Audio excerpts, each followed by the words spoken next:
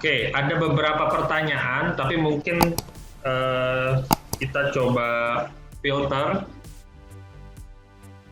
Mungkin pertanyaan dari Ibu Dwi ya. Ibu Dwi itu juga relevan dengan pertanyaan dari Bu Dama dan Bu Tiara. Jadi seputar target. Jadi pertanyaannya adalah berapa target terbaik untuk para sales di masa ini, Pak?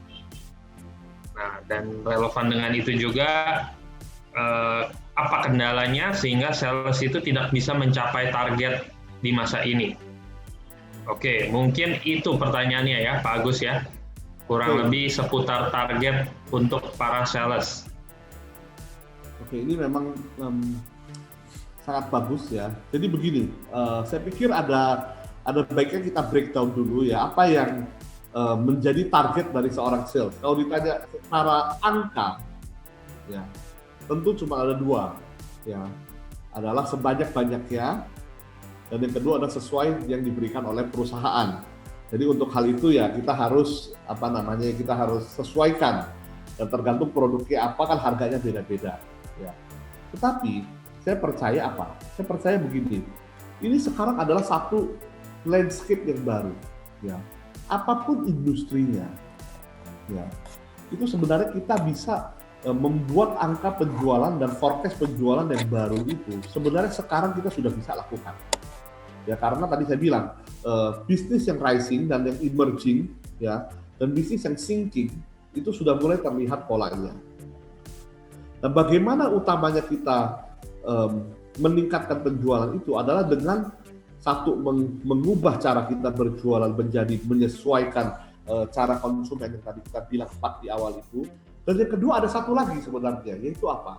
Itu bagaimana kalau kita bisa menebeng ya emerging dan rising business ini.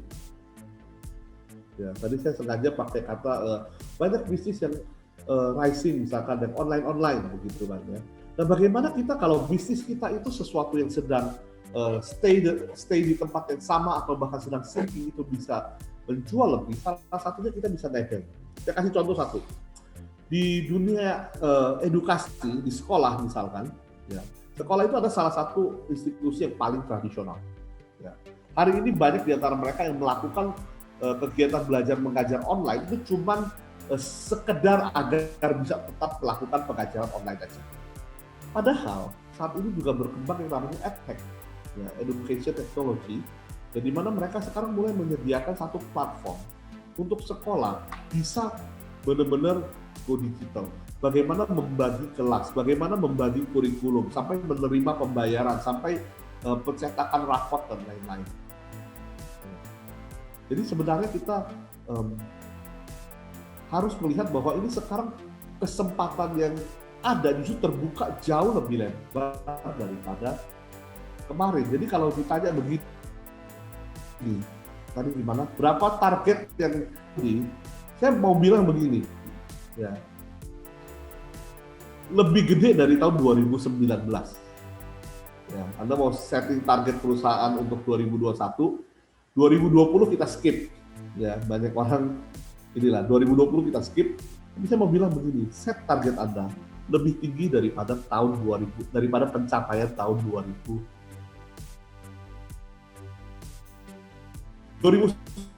kan kita memang banyak sekali industri-industri yang kita bilang, oh lagi bagus begitu kan ya. Lalu 2020 jeger, oke nggak apa-apa, kita pause 2020 ya. Waktu bikin target 2021, bikinlah lebih tinggi daripada 2000. Apakah 100% saya nggak tahu, tapi pasti bisa sebagian besar. Ya. Nah, kendalanya, ya, kendala yang tidak membuat sales nggak bisa mencapai target di masa sekarang ini, ya kalau kita mau jujur, benar-benar jujur sekarang, ya, kendalanya adalah orangnya sendiri, ya, dan yang kedua adalah kuota yang habis. Itu aja kendalanya sekarang. Kalau zaman dulu, ya, kendala banyak, jarak kendala.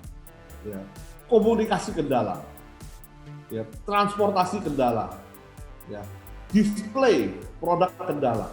Ya. Hari ini orang mau jualan mobil pun bisa lewat virtual expo kok. mobil loh. Orang udah nggak perlu datang ke showroom untuk pegang-pegang dan lihat segala macam. Orang hari ini jualan mobil virtual expo. Jadi dealer-dealer besar, leasing besar sekarang melakukan semuanya secara online. Ya. Even as we speak sekarang ini sedang berlangsung virtual expo otomotif dari satu leasing yang sangat besar. Ya, jadi nggak ada alasan sebenarnya ya. Kendalanya cuma dua tadi. Satu adalah kuota internet, ya, dan ini sangat gampang di solve. Itu perusahaan yang kasih kuota yang lebih baik. Dan yang kedua itu adalah dirinya. Dia mau atau enggak. Ya, karena kenapa? Karena willpower-nya itu sekarang lebih susah. Karena kondisi sekarang, ya saya suka bilang begini. Ada cerita, ada 2 orang berjalan pulang ya dari satu makan siang. Dan orang yang pertama bicara ke orang yang kedua. Gitu ya. Mungkin yang pertama namanya Agus, yang kedua mungkin namanya Joseph ya. Yang orang pertama bilang begini, Pak Joseph ya, saya suka sekali dengan tahun 2020 ini. Lalu Joseph tanya, kenapa? Oh iya, karena begini Pak Joseph, kita kan sama-sama sales ya. Kita tahun ini nggak achieve apapun ya, nggak apa-apa. Kenapa? Karena kita tinggal bilang, semua karena pandemi. Nah itu mindset yang salah. Ya, jadi tahun 2021 ini yang bisa menghalangi penjualan teman-teman itu yaitu kuota internet. Jadi tolong ya dilengkapi. Di luar itu hanya kemauan dan bagaimana kita bisa mengadaptasikan diri kita dengan industri yang kita jalani pada saat ini. Ya. Saya sampai begini.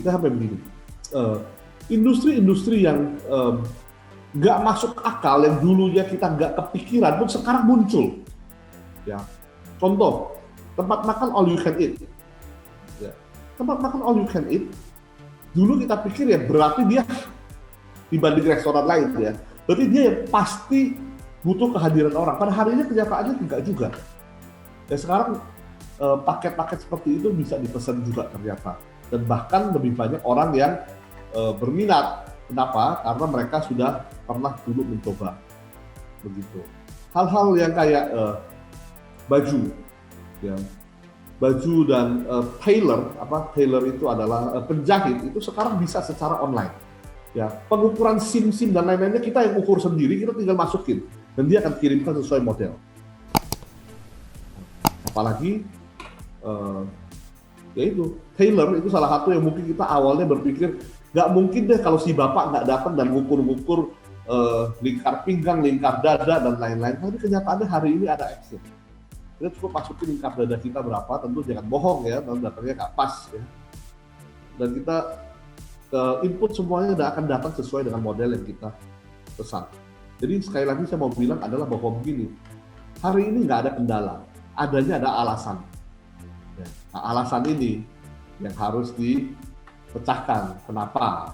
Ya karena itu sifatnya balik ke orangnya. Ya. Oke. Apakah ada pertanyaan lain lagi? Oke, coba saya lihat ya. Intip chat ya. Oh ini. Pertanyaan lagi dari Pak Tony ya. Iya, Pak Tony. Mana Pak Tony? Oke, ya silakan dibacakan. Seperti yang kita tahu bahwa sebagian besar daya beli konsumen menurun. Apakah ada cara untuk meningkatkan daya beli konsumen? Jadi ini lebih dari sisi konsumennya. Nggak apa-apa, bagian daya beli konsumen. Ya betul. Ini pertanyaan yang sangat valid sebenarnya. Ya nggak masalah. Ini pertanyaan yang sangat bagus. Ya, sebagian besar daya beli konsumen menurun, betul. Ya, bagaimana meningkatkan daya beli konsumen? Ya, itu adalah tugasnya pemerintah.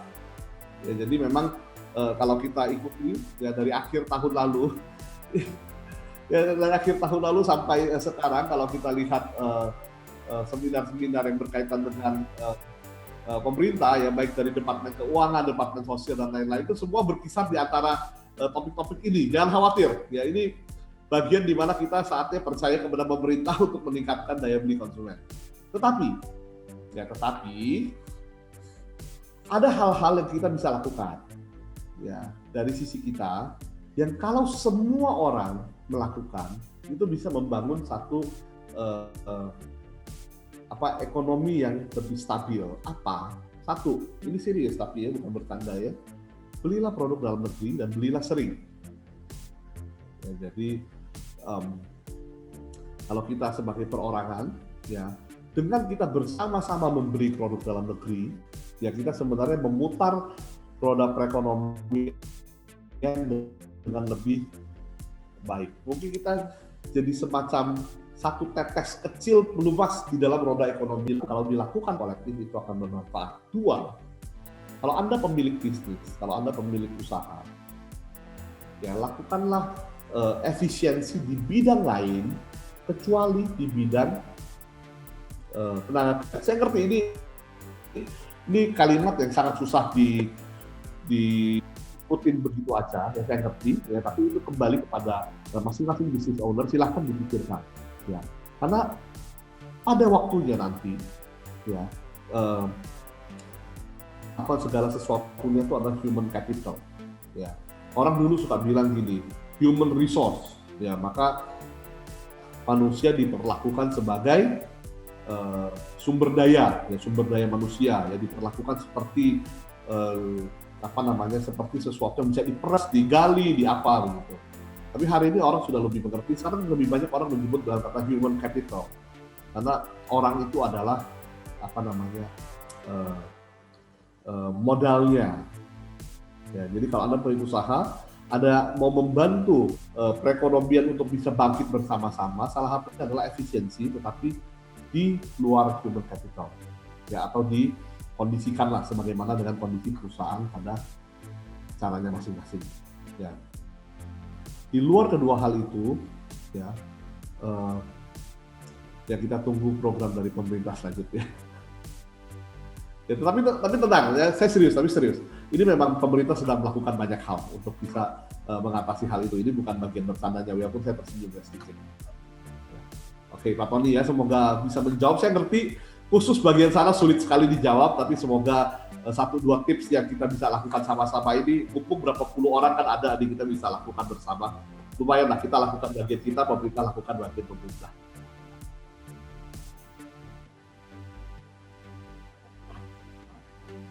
Oke. Ada lagi? Oke, Pak Agus, terima kasih. Juga dari Pak Tony, terima kasih untuk pertanyaannya, dan juga Ibu Dwi dan yang lain. Mengingat waktu kita sudah lewat dari jam 4, mungkin kita bisa finalkan acara web Zoominar kita pada sore hari ini. Sekali lagi terima kasih kepada Pak Agus dan semua. Dan sebelum kita menutup, ada sedikit pesan-pesan dari Pak Jaya dari SalesSmart. Saya persilakan untuk Pak Jaya. Silakan Pak Jaya. Ya, selamat sore semuanya. Saya mau share screen dulu ya.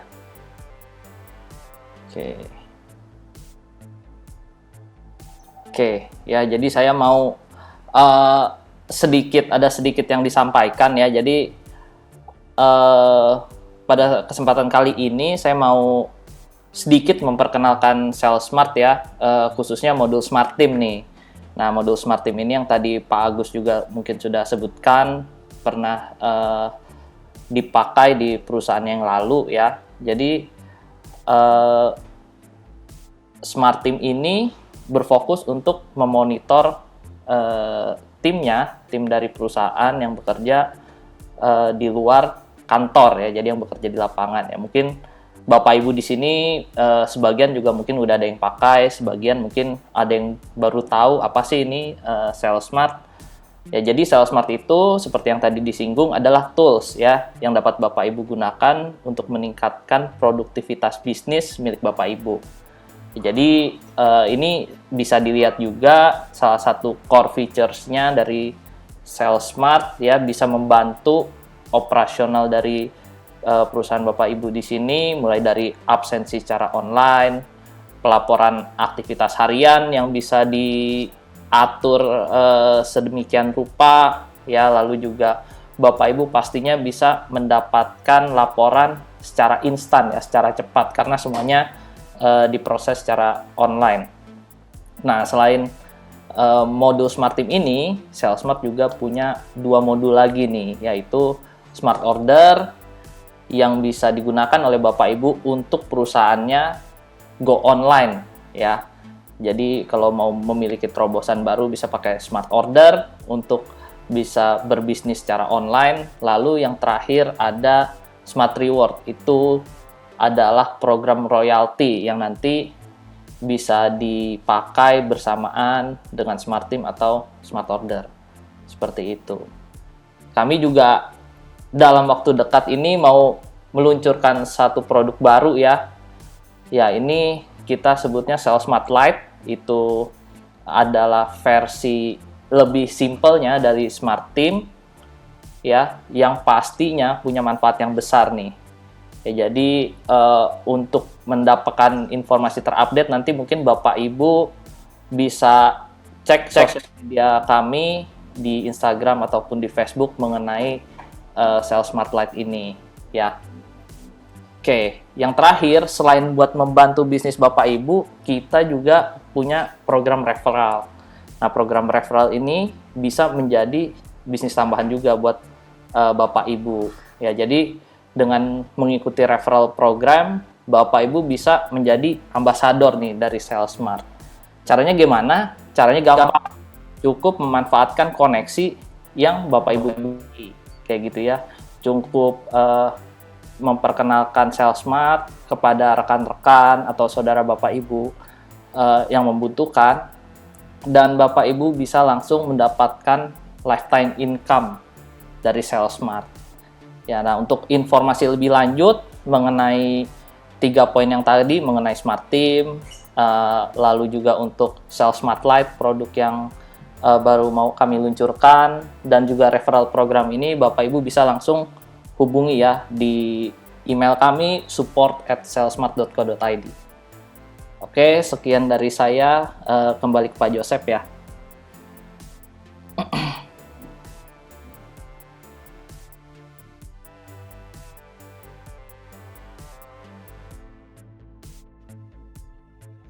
Oke, terima kasih Pak Jaya. Oke, dengan demikian kita akhiri cara Zoominar kita pada sore hari ini. Terima kasih untuk rekan-rekan Bapak Ibu semua, terutama juga untuk Pak Agus yang sudah boleh men-sharingkan dengan baik tips-tipsnya. Oke, terima kasih dan sampai berjumpa kembali di acara Smart Sukses. Sampai jumpa semua. Ya, terima kasih Pak Agus dan teman-teman semua. Terima kasih. Terima kasih. Ya.